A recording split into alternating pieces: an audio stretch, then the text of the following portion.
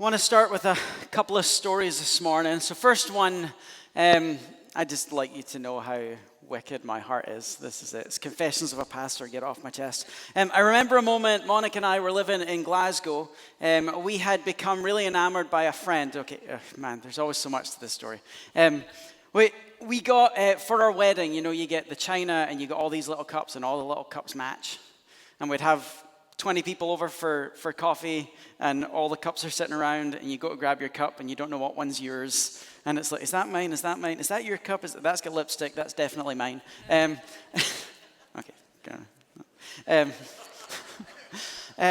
But we'd been at a friend's house, and a friend had this collection of Starbucks mugs from all over Southeast Asia. They didn't match. They were all sorts of different mugs. And we're like, that's a great idea, because whenever you go, you see the mug, you know exactly which one is yours. And Simone and I are like, we should do that. Like, it's a really simple thing. Anytime we travel somewhere, it's a simple, we're always like, what should we bring back as a memento? Let's just bring back a mug. And so over time, we've got like 40 or 50 Starbucks mugs from all over the country. If you've been in our house, you've probably drank in one.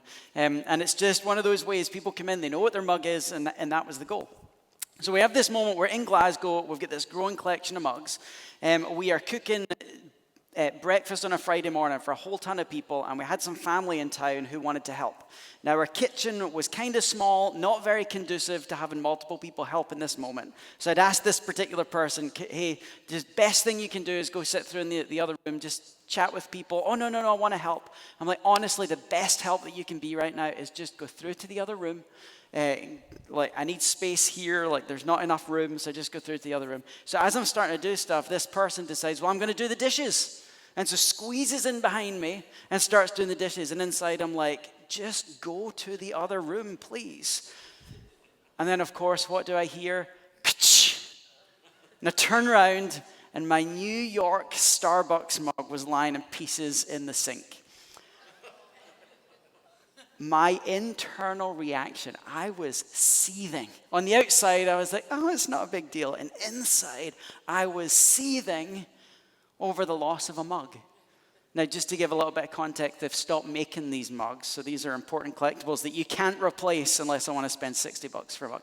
But inside, something was wrong in me that my reaction toward this person was so intense because I lost a mug.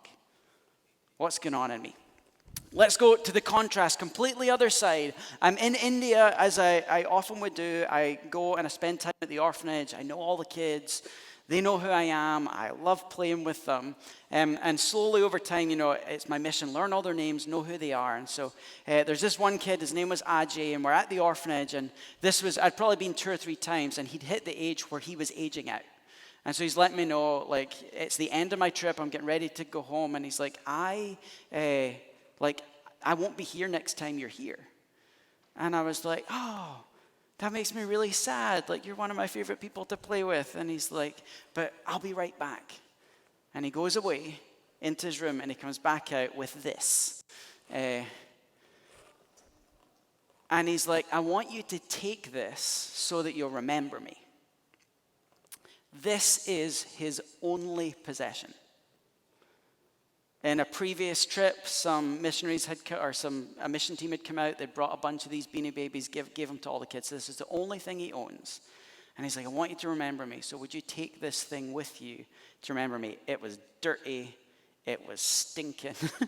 But I looked at it and I was like, I can't take your teddy. And he's like, you don't like me? I was like, let's do this. Let me take a picture of you with the teddy and I'll put it on my wall when I get home. But you keep your giraffe. Because I want you to have it. 2 completely different internal responses to possessions. One of them that was so attached to the item in question that I was willing to kill someone in my mind because they damaged it. And another who was so generous in his posture and so detached from his possessions that he was willing to give the only thing that he had as a way of blessing someone. We're in this series where we're looking at vices. I'm going to put the definition up again so that we can remember. A vice is a habit or character trait that inclines you towards a certain type of action. So these are the core ruts that we get in spiritually that the enemy works in our life to draw us away from Jesus. And this morning, if you haven't guessed it, we're going to talk about the vice that's traditionally called avarice. The way we refer to it today is greed. And so here's the definition. It's an excessive or disordered attachment to money and or possessions. A disordered attachment to money and or possessions. If there is any question as to whether or not this vice is an issue in our culture, I just want you to think of one thing: storage units. You want to see some utterly horrendous statistics? Let's put this up on the screen. The annual revenue in the US, just the US, this is not worldwide, the amount of money spent annually on storing our stuff in storage units is approximately $29 billion. I chose one of the estimates on the lower end. Some of them were going up as high as $40 billion. And the US spends more on storage units than the rest of the world combined. Storage space. So if you just look at all the storage units that exist in the US, 2 billion square feet is dedicated in our country to storing the stuff that we are not using. And there are 14.6 million households who have a storage unit that they have stuff inside of it. An obsessive attachment to the things that we're not even using, right? You get that? This is a storage unit. This is the thing that you pay $100 a month to have it in this facility over there, and maybe once a year you go get something out of it. So we're spending $29 billion on storing the things that we don't use. Rebecca DeYoung, who wrote the book Glitter and Vices, this is what she writes about avarice and greed, just to bring greed to home for all of us, because this looks different in different contexts. This is what she says. The greedy person's over-attachment to things wears many faces: an overflowing shopping cart or a single cherished purchase, a stock portfolio that's aggressive or conservative, a wallet full of credit cards, or a safety deposit box with a few carefully guarded treasures, a garage full of expensive cars, or a closet full of great deals. Greed takes many forms, and when we think of it, we typically think of greed as the person that hoards and collects and amasses a lot. But greed can also take the form of scarcity and being a miser and being really diligent about how we save so that we're secure for the future. Popular culture, we've been doing this every week, popular culture warns us against the dangers of these vices. One of the common images that's used in cartoons and in movies and in books of the person of avarice is the dragon. Right? The dragon that sits on its hoard of wealth. This is an artist's rendition of Smaug from Lord of the Rings. Seated on his hill of treasures. We can think about C.S. Lewis. The story of Eustace, who is so enamored by possessions that he ends up turning into a dragon, representing on the outside who he is on the inside. If we want to bring it a little bit more current, we could think about this guy, Tamatoa from Moana, with all of his treasures on the back of his shell, thinking he looks awesome because of the wealth that he carries. Avarice on one side of the spectrum is about hoarding. So think about your closet. How much stuff do you have in your closet that you actually wear, and how much is just kept because of an attachment to something that doesn't matter? And I tell you, unless you're actively meeting with a personal trainer, you're not going to fit into that thing from 20 years ago. As much as I tell myself I will, it needs to go. You know you're guilty of avarice if you're in your house and you look at the surfaces and every surface is covered in stuff. You know it if you look in your garage and you have boxes that are filled with stuff that have moved from house to house to house, and you still have them, but you've still not opened them. And you may be guilty of avarice if you have a collection of Starbucks mugs, of books, of red shoes, or avarice. You go to the other extreme with avarice. Popular culture shows us these people who look the other way. The most famous of these, perhaps, Ebenezer Scrooge. The miser, the wealthy guy who is a penny pincher in every way. amassing his fortune, saving, but it's so caught up in his need to protect his wealth that he overlooks the plight of the people around him who are in need.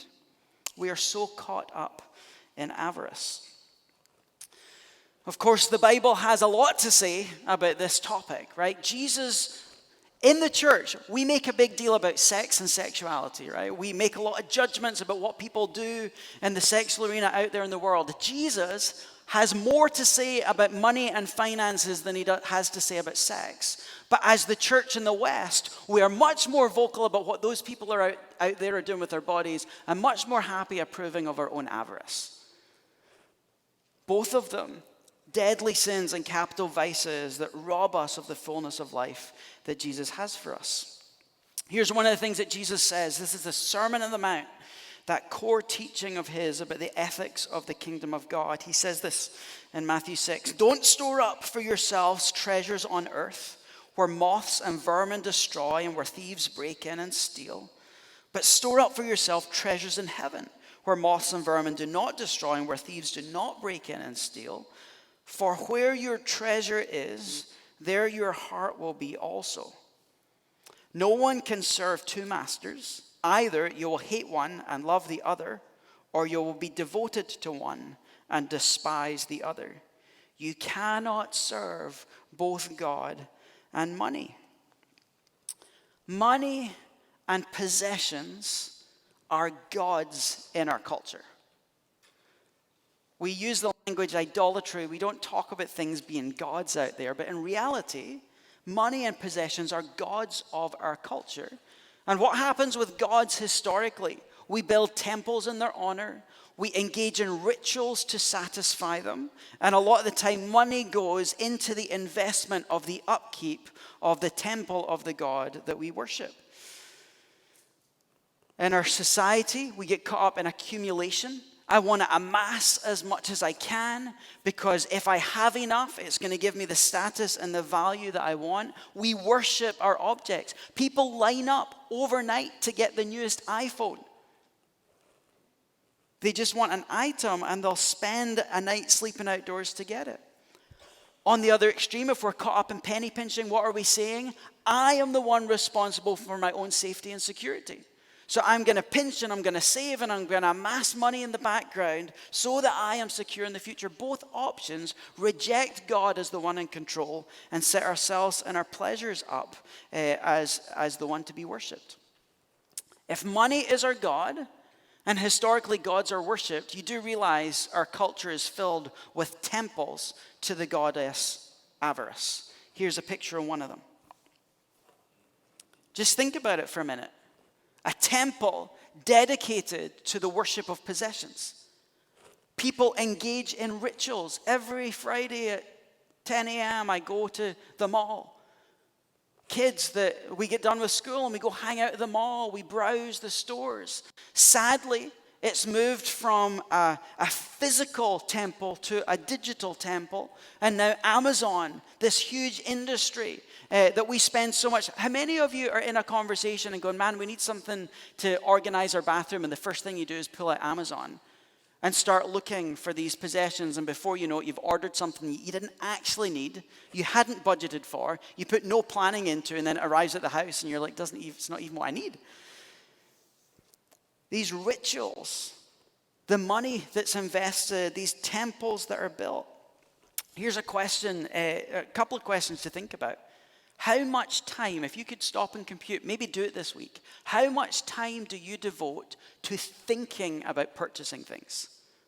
Upgrading your house, upgrading your car, new storage, new organization, new barbecue equipment, new tools, new clothes, new fabrics. How much time is spent planning? How much time do you spend browsing stores?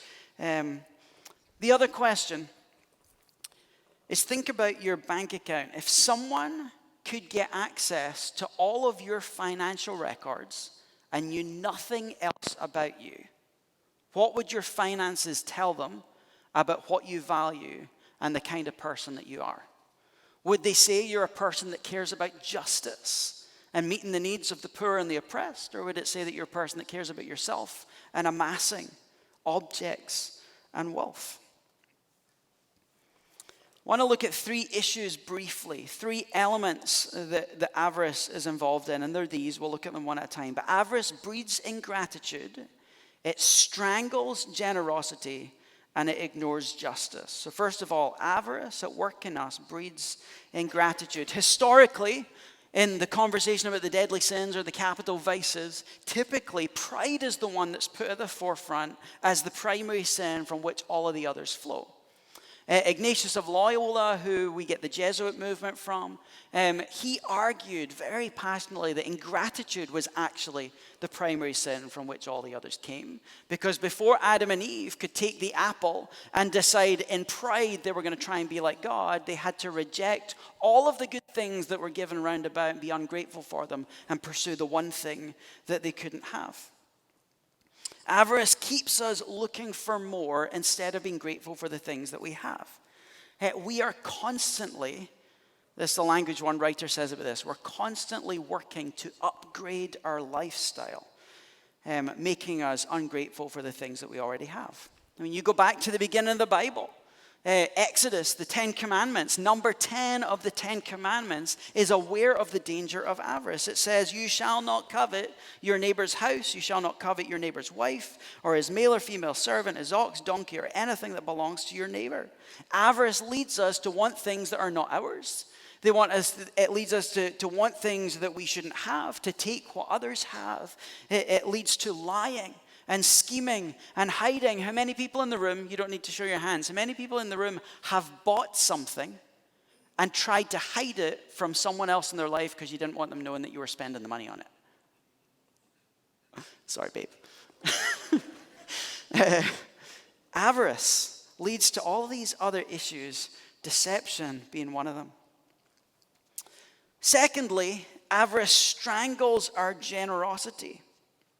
The hoarder cannot part with what they have, and so fails to be generous with what they have to the people in need. They fill their house with things. If it's true that God has given enough resources in the world for everybody, what we hoard are things that belong to someone else. I have 4 jackets in my closet while 3 homeless people have none. Avarice strangles our generosity because we try to accumulate rather than giving away. The penny pincher has little, but fights so hard to keep everything that they have. I can't give that away because what will I do? I will have nothing. And when it comes to generosity, it is hardest to give away the things that we worked the hardest to get. A collection of Starbucks mugs from all of the countries that you've visited is a lot harder to give away than a set of 20 mugs that were given as a wedding gift. That car that you've labored for years to have. That Xbox that you earned and you play every night. That guitar that you love, your favorite sewing machine. I'll give away the old one, but the current one, I could never give it away. It strangles our generosity. Of course, Jesus has lots of convicting things to say. One of the stories that we know really well that's just such a convicting example of generosity in action is Mark chapter 14. While Jesus was in Bethany reclining at the table in the home of Simon the leper, a woman came in with an alabaster jar of very expensive perfume made of pure nard. She broke the jar and poured the perfume on his head. Some of those present were saying indignantly to one another, why this waste of perfume? It could have been sold for more than a year's wages and the money given to the poor. And they rebuked her harshly. Leave her alone, Jesus said. Why are you bothering her? She's done a beautiful thing to me. The poor you will always have with you, and you can help them anytime you want. But you will not always have me. She did what she could. She poured perfume on my body beforehand to prepare it for my burial. Truly, I tell you, and this is happening right now, wherever the gospel is preached throughout the world, what she has done will be told in memory of her. How many people here would take something that you've worked for a year to earn and just shatter it and pour it wastefully over the head of another person? What is that thing for you? What's the alabaster jar? in your life that you've worked hard for, that your life is organized around, that your time and emotions and attention goes to, that God may be saying, this thing you value more than me, perhaps you need to get rid of it or give it back to me to be free. Notice in here Judas's response, right? John's gospel makes it really clear that Judas is the one kicking up the fuss. Like, she's wasting all this money. He wanted to sell it, and he's skimming some money out of the offering for himself. Spider-Man right there. Judas's response, how many of us are like that? We look at the person next and says, oh, what a waste.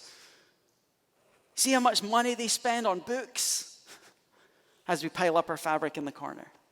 See how much money they waste on their car as we blow all our money going on vacation. A lot of us in this situation look a lot more like Judas than we do the woman who's walking in generosity.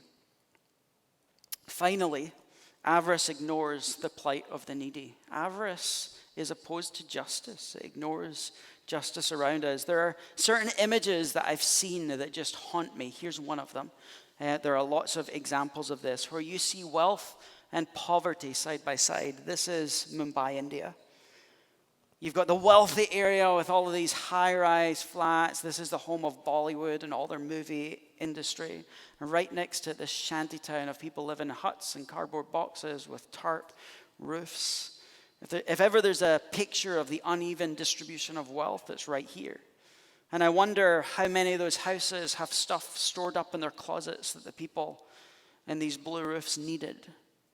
And I wonder what would happen if the people with all their excess and all the things in storage were to take the extra that they have and walk down to this community and give what they had. What might happen? I wonder how many people live in the penthouse here with plenty of room for themselves while a family of 12 is stuffed into a cardboard box, a little 4x4 hut down here. I wonder what would happen if everyone with extra space invited one of those families to come and live with them. What would change? Avarice, the accumulation of wealth, blinds us to the plight of the needy around us.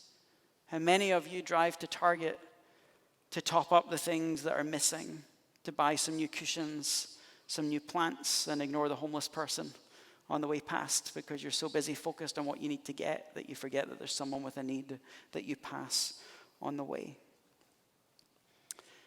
Avarice breeds ingratitude, it strangles generosity, and it ignores justice. I want to read a parable that Jesus teaches, and I want you to have those three things in the back of your mind as you listen to this. And again, this is familiar scripture. So this is Luke chapter 12. Someone in the crowd says to Jesus, "Teacher, tell my brother to divide the inheritance with me." This is like a 2,000-year-old document, and this is still happening today, right? Tell my brother to divide the inheritance with me. Jesus replied, "Man, who appointed me judge or arbiter between you?" I think that's quite humorous because God did, right? Then he said to them, "Watch out, be on your guard against all kinds of greed. Life does not consist in an abundance of possessions." And then he told them this parable. The ground of a certain rich man yielded an abundant harvest. He thought to himself, "What shall I do? I have no place to store my crops."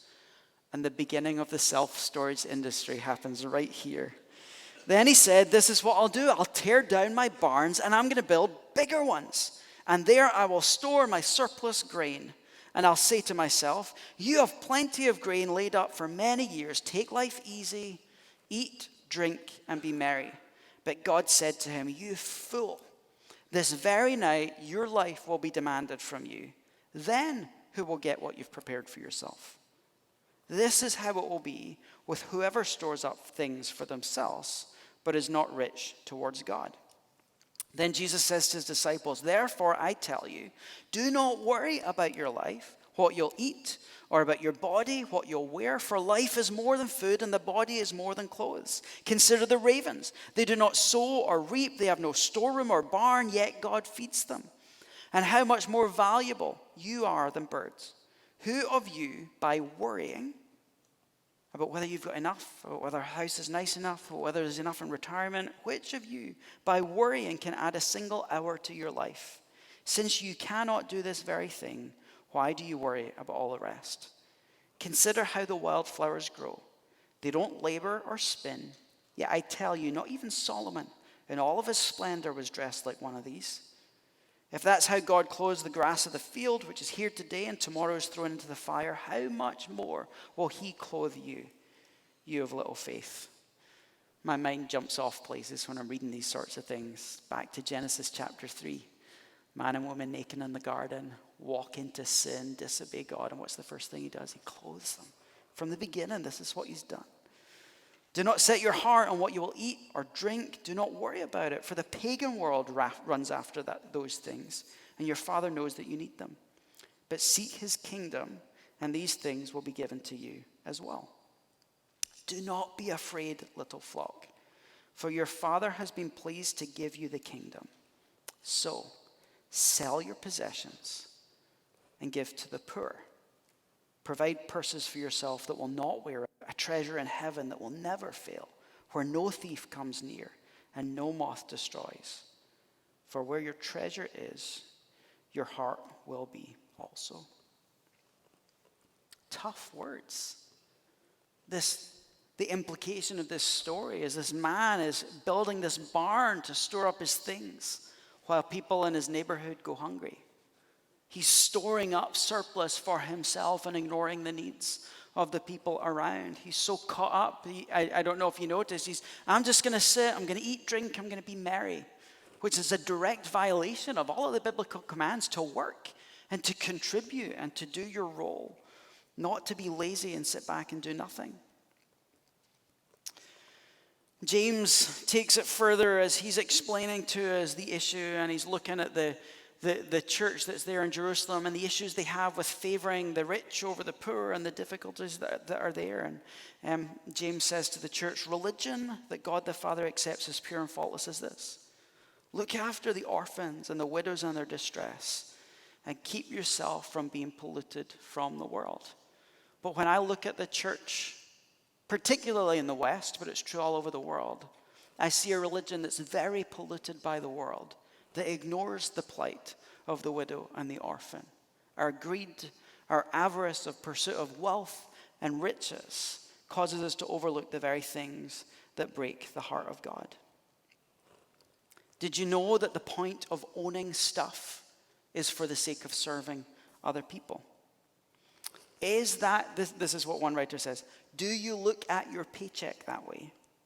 How much of the income that you use to upgrade your own lifestyle could and should be used to meet the needs of others?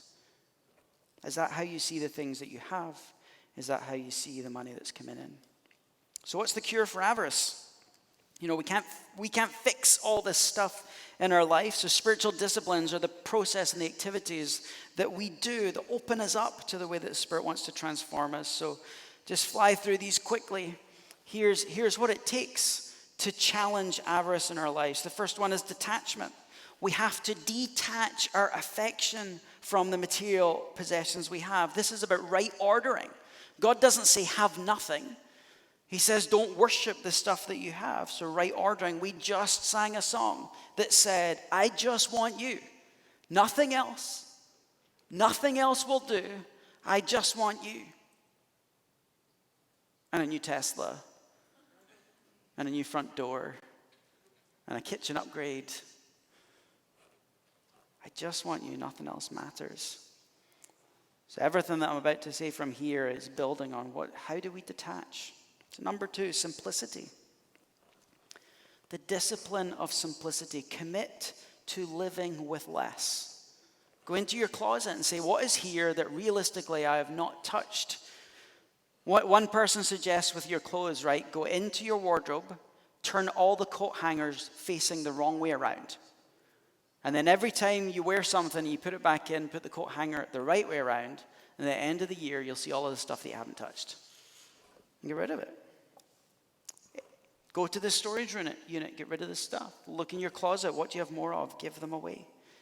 And pay attention to your inner response as you do it. This is always the issue. It's not just go give something away, but what goes on inside of you as you do it. Why are you scared to give it away? What makes you see this as so precious? What makes you afraid of losing what you have? Commit to living with less. Gratitude. Be more grateful for what you already have. I promise you, if you look at your iPhone 13 and say every day, God, I'm so thankful for this phone. It helps me do so much. You will want the iPhone 14 less. If you start saying, God, thank you for my car. It has its issues, but thank you that it gets me from A to B. Thank you that it was a generous gift. Thank you that it's your provision. You will less want the new car that is coming. So start building the list of gratitude for what you already have. And part of gratitude is, God, this is a gift from you. If I earned this and this is mine, I get control of what it is. But if you gave this to me, then I'm merely a steward of it. And it's my responsibility to make sure this goes where you want it to be. So be more grateful for the things that we have. Number 4, tithing. I've not talked a lot about this since I got here. This is not about giving money to the church. This is about reordering our attachment to money. Tithing is the biblical principle of looking at the resources you have and saying, right at the beginning, I'm going to take a percentage of what I have and give it to the Lord because that's what's most important. It's like we use stats and figures, right? It's 10%. But really what tithing is supposed to be is give till you feel it, so that you realize that you have to depend on him for provision. It's very easy to give out of our abundance. It's very hard to give what we need. Again, if someone had access to all your financial records, could see where your money went and what percentages went where, would they see someone who values God and his ways first? Or would they see someone that looks a lot like the world? And finally, the encapsulation of it all, generosity. Give stuff away. Especially the stuff that you don't need. Perhaps particularly the stuff that you guard most dearly, that you cherish the most. We're a church that wants to be generous. We're a church that wants to give generously to the world around about us. Why? Because Jesus gave generously to us. He gave his life for us. And all he asks is that we give our life back to him in love, and then in generosity to the people around us. So avarice, where is it evidenced in your life? What is God asking you to do to move away from avarice and toward the generosity and the liberality that he demonstrates to us?